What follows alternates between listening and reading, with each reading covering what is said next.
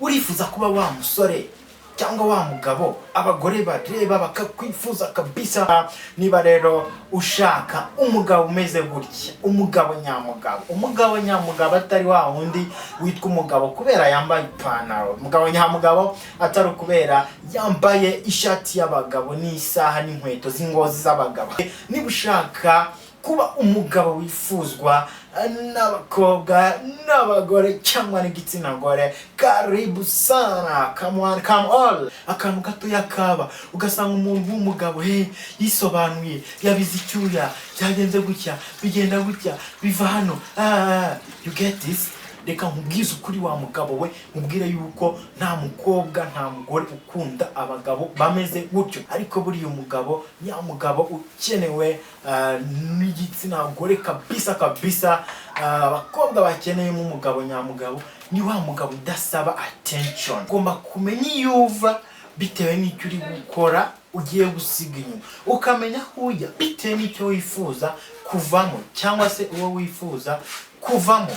Nicyo gituma rero igitsina gore bakunda cyane kabisa umugabo wisobanukiwe. Ibaze nawe ariko ugiye kubona ukabona aho bahereje umugabo indabyo akarira ahantu umugabo wamuhereje indabyo akarira. Bakubayo agomba kurangwa cyangwa se umugabo agomba kurangwa n'ikintu kimeze nko gutegeka, atiriwe abaza ngo ariko ngo byakagenze gutya no. Ariko mu by'ukuri cyaje muri bwa buryo bwerekana expressing leadership muri wa mugabo. Uyu mugabo rero uteye gutyo igitsina gore bamukunda byatade. Uri girlfriend y'umuntu, ari wewe umeze nkaho umuyobora, ari wewe umubwira ngo jya iburyo, ari wewe umubwira ngo jya ibumoso. Nyiro patron ngo arongese ngo ejo ngo nazagera uko numvise ko mufite ibirori. Umuntu w'umugabo oya, yaba mugufi yaba muremure yaba byibushye yaba nanutse, ariko umugabo uburyo ahagazemo kabisa bikwereka ko ari umugabo wifitiye icyizere, cyangwa ko ari umugabo uramutse umuturutse inyuma cyangwa imbwa ikamoka iri iruhande rwe yahita yirukanka.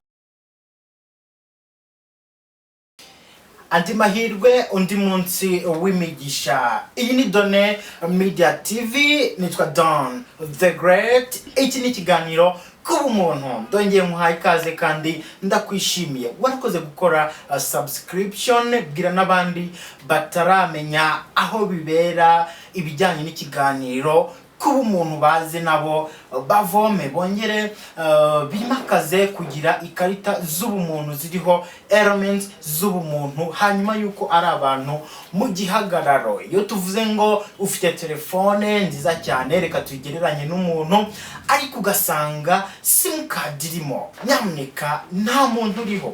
Iyo sim card rero biba bisobanuye yuko nta kintu yagufasha, ntabwo wahamagara. Ni nacyo nkagereranya hano nkavuga ngo uri umuntu mu gihagararo, uri ya telefone nziza kabisa, uri umuntu mwiza mu gihagararo, usa neza, abantu barakubwira bati uri umuntu mwiza, very handsome guy, abandi bati ya beautiful, the most beautiful woman, but ikarita we y'ubumuntu nta kintu kiriho. Ni hahandi uzakora ibintu abantu bakavuga bati ariko si koko ibi bintu ubu byakozwe n'umuntu muzima ufite ubumuntu. Iyo niyo mbunza cyangwa se main theme y'ikiganiro kuba umuntu. Uyu munsi rero tugiye kugaruka ku bagabo nyabagabo, mvugira ngo abagabo, abagore cyangwa abakobwa bifuza.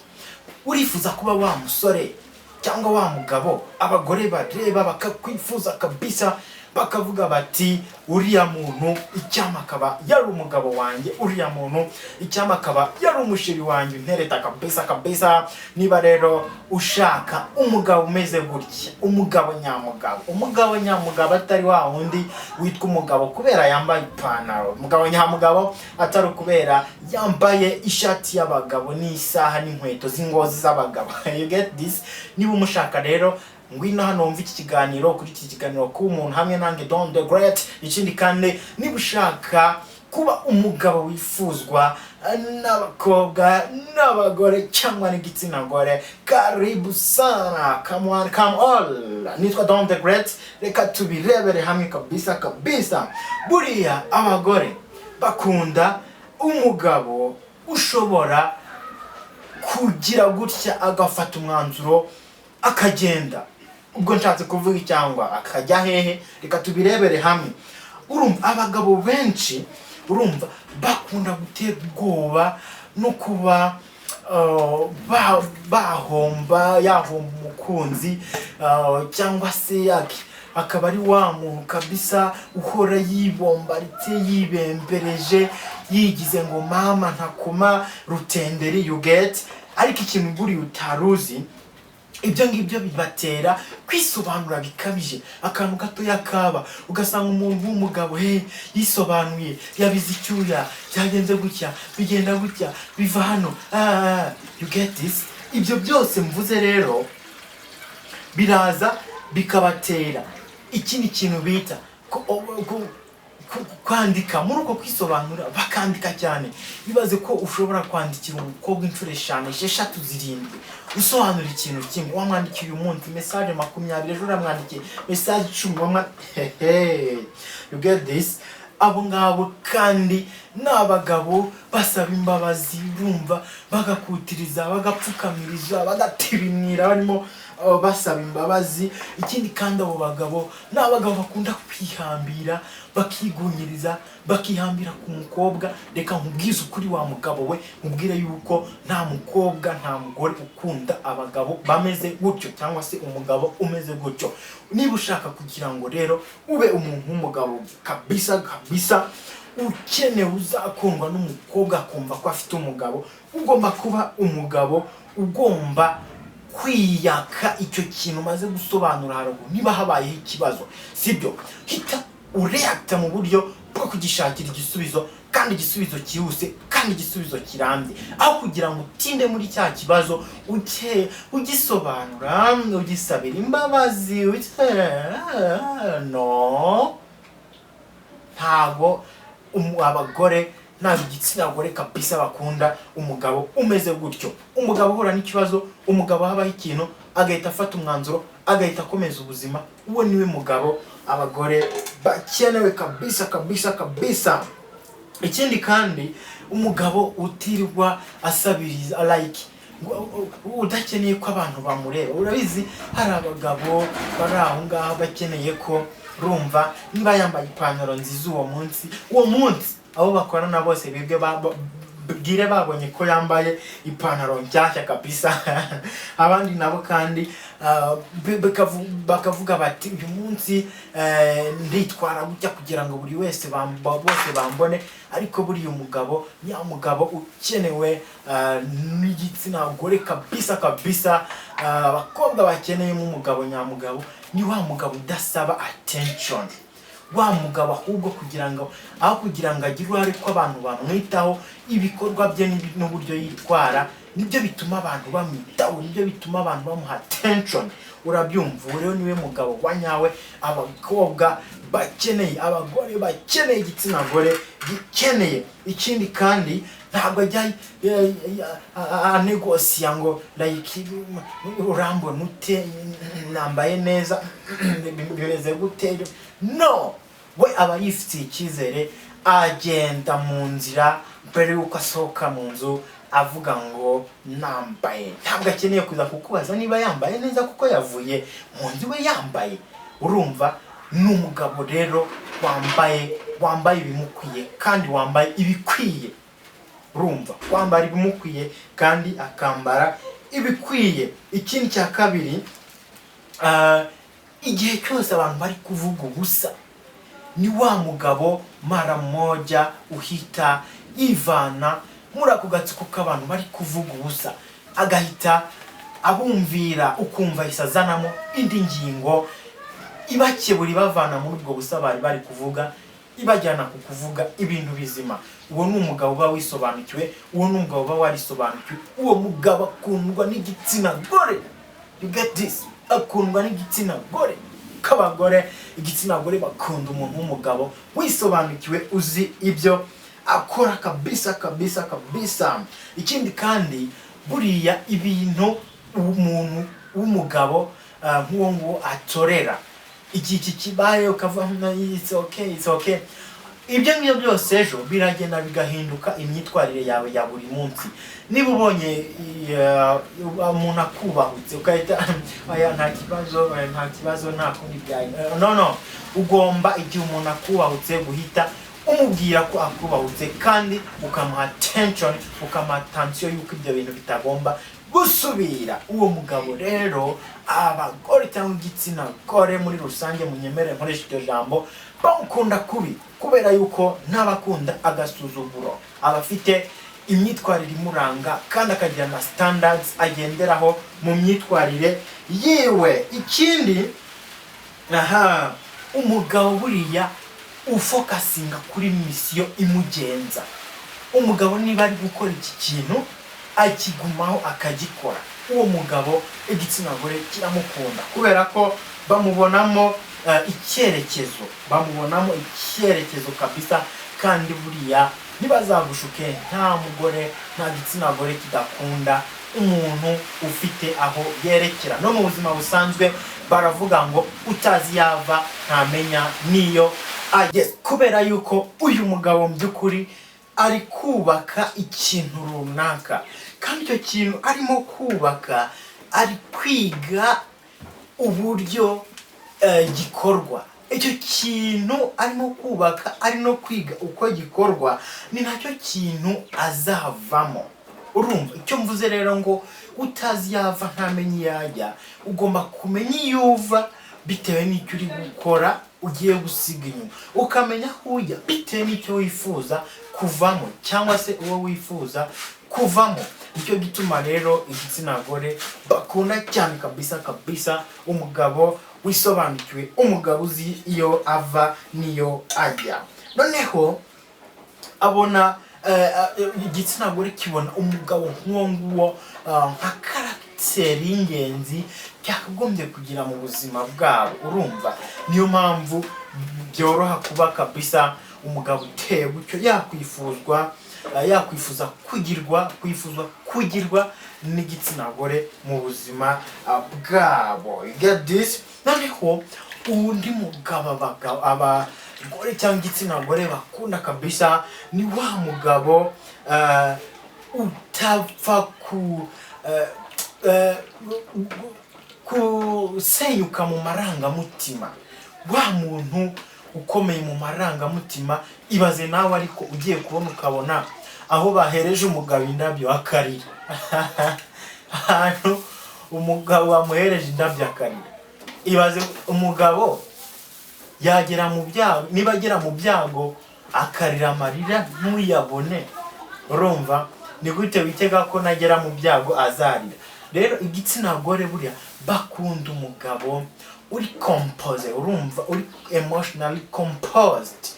You get this? Kabisa utapfa kunyeganyizwa mu marangamutima, ufite amarangamutima ashyitse, amarangamutima ariko arimo urukundo. Hari ukuntu abagabo bagenda amarangamutima yabo kabisa bakayamira, amarangamutima kuma akaba ameze nk'umuntu utagira amarangamutima. Icyo gihe rero ugomba kubaho ufite amarangamutima, ariko amarangamutima kabisa adapfa gutushwa. Utazumva biriya ngo umare iminsi 3 uryamye utajya ku kazi, utazumva biriya ngo umare iminsi 3 utarya utanywa. So rero umugabo uri emotionally composed, igitsina gore baramukunda cyane kubera yuko utuntu nk'utwo nahoze mvuga haraguru turi aho ngaho tudafite iyo tuva niyo tujya, ntabwo tumunyeganyiza mu marangamutima ye kabisa. Ahora ari umuntu uri compose, niko bavugana. Noneho ikindi kandi kiranga uwo muntu kuba yaba ari ahantu hari abantu bari kuvuga, kuba yaba ari ahantu hari abantu bacecetse, ibyo ntibimukoraho. Amarangamutima ye aguma ari yayandi, aguma ari afite ashingiye hamwe. Okay, none ikindi sasa igihe hagize ibintu biba, nicyo nahoze mvuga haraguru, wa muntu uri ufite amarangamutima afatika akomeye yubatse, iyo hagize ikiba urumva ntabwo ari wa muntu uvuga ngo buretse ngo bigende gute kandi imbere ari gushira. Urumva hari icyo bita kureactinga, urumva hari noneho nicyo bita kurespondinga, icyo bita responding and reacting. Uyu nguyu rero uyu mugabo ntabwo akora icyo bita reacting, ahubwo akora respond. Urumva ara respondinga instead of reacting. You get this? Now nicyo gituma rero mvuga ngo bamukundira kuko mu marangamutima aba ari composed, atari wa muntu ibingibi byaba tuvuge ahuye ni n'umubwira nabi, ahuye ageza aho bari kumuvuga nabi, atari wa muntu urayitusara, ahubwo ari wa muntu kabisa uramenya ukuntu yitwara mu bintu. Amarangamutima ye ntagere mu rugo ngo amara iminsi tatajya, amara iminsi tatarira, amara iminsi atukukazi bamuhamagara yarabihoreye kuko ngo abantu bamuvuze. Ubwo rero niba uri umuntu w'umugabo kandi wifuza kabisa kwifuzwa n'igitsina gore, ugomba kuba umugabo ufite amarangamutima atanyeganyezwa. Urumva being emotionally composed. You get this? Ikindi rero we undi muntu cyangwa se undi mugabo ni umugabo ugaragaza ubuyobozi cyangwa se uyobora atarinze kubisabira uburenganzira. Urumva icyo ndi kuvuga? Hari abagabo like umuntu w'umugabo ni gute ugera ahantu ntubushobora kuvuga ngo for example ugeze ahantu abantu bateraniye wenda ni nko mu nama, nta bayobozi bahari, abantu baratatanye, nta kintu bari gukora kiri serious. Gute udashobora guhita uvuga uti nyamuneka tuze hamwe, ukabashyira hamwe, ukabashyira ku murongo, bakicara bagafata icyerekezo kibigiye kuba, n'abayobozi n'abandi bantu baza bakahagera bagasanga inama organizing atari uko babikubwiye. Urumva ubwaho ni muri context nini cyane, that is a very in a huge context. Your contextualization niyo muri mu buzima busanzwe bunini. Noneho reka nze muri ya mpamvu ituma igitsina gore gikunda umuntu nk'uwo nguwo, ni wa muntu niba mukundanye, you get this, ni wa mugabo niba mukundanye ntabwo azajya amera nkaho ari we umuyoboye. Okay, ahangaha munyumve neza, ni byiza kumvikana, ariko buriya mu gitsina gabo agomba kubayo, agomba kurangwa cyangwa se umugabo agomba kurangwa n'ikintu kimeze nko gutegeka, atiriwe abaza ngo ariko ngo byakagenze gutya ngo no, ahubwo akavuga ati babe, niba gufite uri babe we, niba gufite uri his girl, uri his girlfriend, aravuga ati babe, you know what, we going to do this, tugiye gukora gutya, tugiye gukora gutya, tugiye gukora gutya na gutya. You get it? Maybe ushobora kureactinga kuri ibyo bintu, ukamubwira se ntabwo byakorwa gutya, ntabwo byagenda gutya, cyangwa se ukemeranya n'igitekerezo, ariko mu by'ukuri cyaje muri bwa buryo bwerekana expressing leadership muri wa mugabo.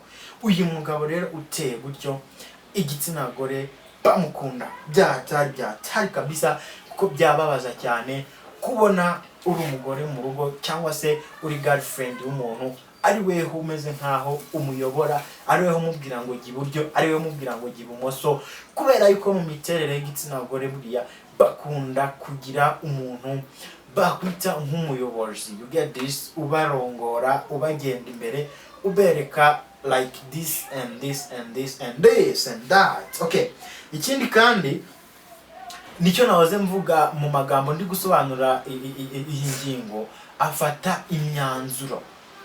You get?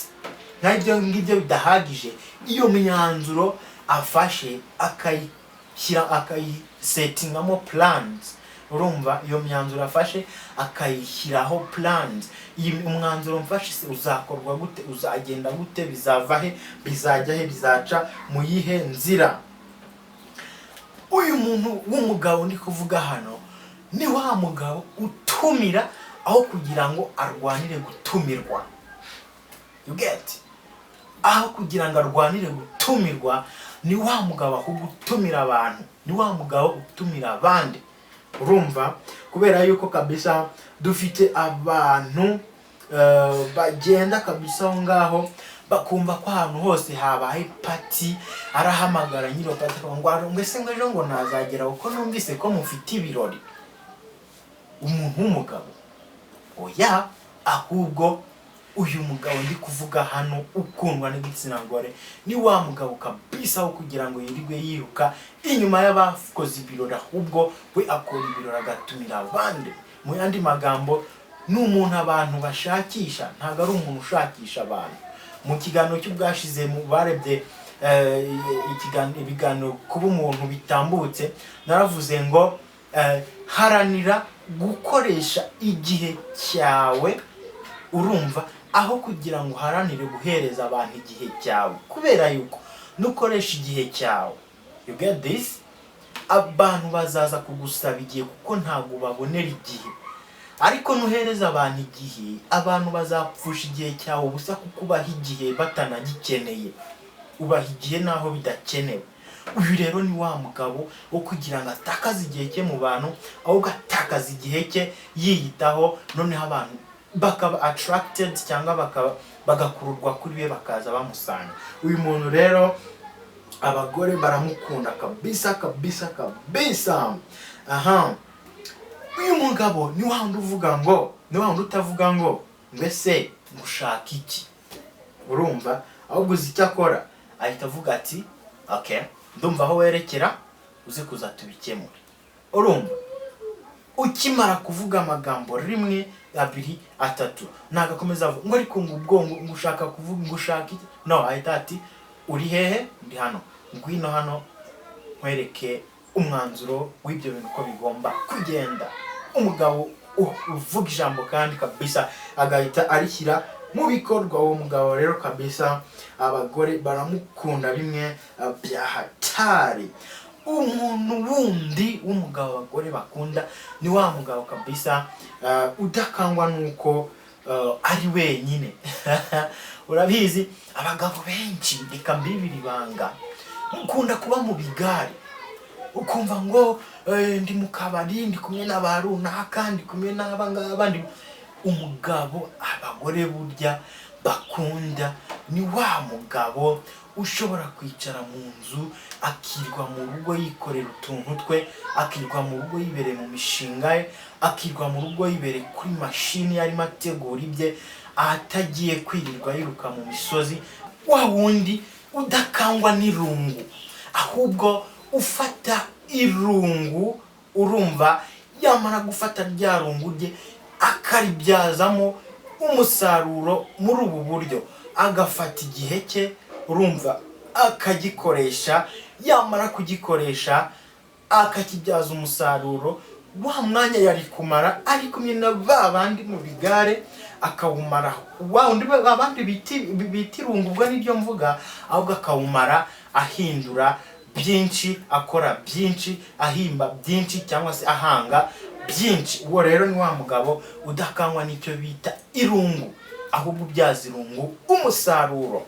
Uwo mugabo rero igitsina gore baramukunda cyane, baramukunda cyane kabisa, kuko baba babona ari umugabo utari bagiyo bigiye, niko babyita, utari nibigiyo bijya, ni bagiyo bigiye. You get? Abagore cyangwa igitsina gore baramukunda kabisa kabisa kabisa. Undi kandi mugabo abagore bakunda ni umugabo umenya gushyiraho imipaka. Urumva? Kandi iyo mipaka akayubahiriza. Niba umugabo avuze ati njyewe ndyama isaha iyi, mbyuka isaha iyi, nkora iki n'iki isaha iyi, ibi ngibi bikagenda gutya gutya na gutya gutya na gutya. Kubivuga biroroshye, ariko kubyubahiriza ni ikindi kintu. Kubivuga ni kimwe, no kubishyira mu bikorwa uko byakagenze ni ikindi kintu nacyo gikomeye. Ubwo rero umugabo ushyiraho boundaries nk'izo ngizo urumva, kandi akamenya kuvuga ngo boundaries. Nahita nanabizana muri context nkavuga ngo ni wa mugabo uvuga ngo njyewe nkora ibi n'ibi, ibi mbyemera gutya, ibi simbyemera. You get? Umugabo ufite beliefs yemera zitari against society, zitari against amategeko, zitari against leadership, zitari against anything, but zijyanye n'ubuzima rusange of course, ariko nanone ibyo avuze ko yemera akanabishyira mu bikorwa. Uwo mugabo igitsina gore baramukunda cyane kabisa, baramukunda cyane cyane cyane, bimwe ntabasha gusobanura. Undi mugabo rero abagore bakunda ni wa mugabo iyo agenda mu nzira, sibyo? Murabizi hari abagabo bagenda mu nzira, wareba umugabo like ukabona nta cyizere yifitiye, aragenda mu nzira ku buryo umuntu aje akavuga ati yahita yirukanka, urumva. Ariko buriya umuntu w'umugabo kabisa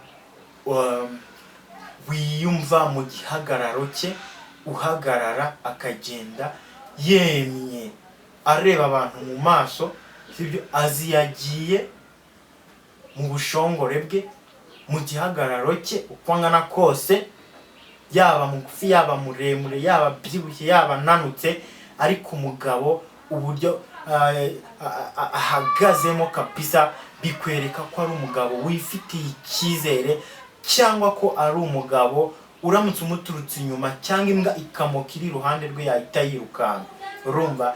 Ubwo rero umugabo uri muri ubwo buryo, ugenda mu nzira afite icyizere, ureba abantu akabahanga amaso, uvuga ijambo rigasohoka rifite igisobanuro, iryo jambo kandi akarivuga muri tone cyangwa se mu ijwi risohoka rifite icyo risobanuye, atari babandi bafite utujwi nk'utwa abakobwa bacu b'abahanzi, urumva. Nanone kandi kuba umugabo ufite ijwi risohora ijambo rifite igisobanuro, ntabwo ari uko uba uvuga ijwi ibaze yayindi ikanga abantu. You get? ni rya jwi riri soft cyangwa se riri harsh, ariko risohoka rifite icyo risobanuye gifatika. Kuko ushobora kuba ufite iryo jwi riremereye, wavuga bakumva rya jwi riremereye burya risohora amagambo ataremereye. Ariko ugomba kuba ufite ijwi riri medium, ritari base, ritari na ryarindi ry'abashiki bacu, kandi rigasohoka rifite ribumbatiye ijambo naryo riremereye. You get it? Niba uvuga base sava, making sure ko iyo base yawe isohora ijambo riremereye rifite icyo rirahindura. Niba uvuga ijwi riri medium, vuga nabwo ubuzi ko icyo ugiye kuvuga ari ikintu kirasohoka gifite ubusobanuro. Niba nabwo kandi uvuga ijwi ryoroheje nk'iri ryanjye hano, nabwo kandi uvuga ijambo kandi ube wizeye ko ijambo uvuze rirasohoka rifite igisobanuro. You get? Umugabo rero uteye muri ubwo buryo, igitsina gore baramukunda kabisa kabisa, bya bindi byanyabyo. Hari byinshi ntagarutseho, munyereke ko ikiganiro ku muntu gikenewe, mfashe kabisa dukomeze twimakaze kugira ubumuntu muri twewe. Ku mugabo, uyu mugabo nahoze nsobanura hano, igitsina gore gikunda.